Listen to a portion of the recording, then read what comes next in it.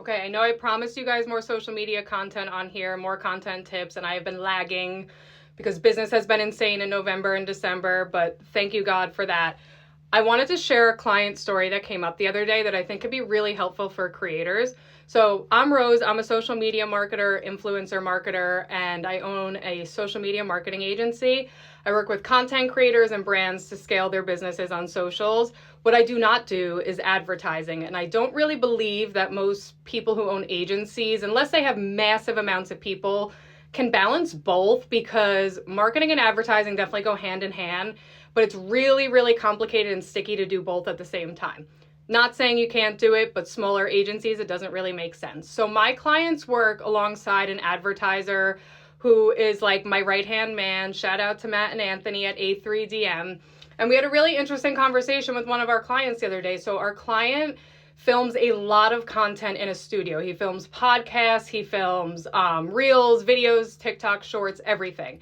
And we were just talking about kind of the reach of that content and how it's not necessarily super high all the time, but people who are in business and creating content, they're always so strived on it has to be perfect. The background has to look good. It has to be curated. It has to be in a studio. It has to have mics. It has to have this.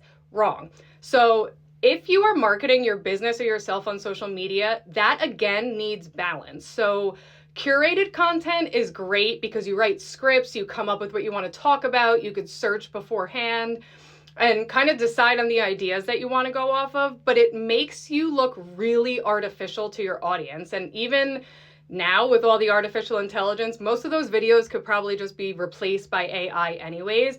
People want a real insight to your life. They want to know where you live, what you do, where do you shop, how do you make your coffee? And that sounds so strange, but that's what makes you personable on the web and makes people connect with you. So if you're a business owner and you're like, I have to pay all this money to get a videographer and get perfect content, I want you to just blow your nose and get that idea out of your head.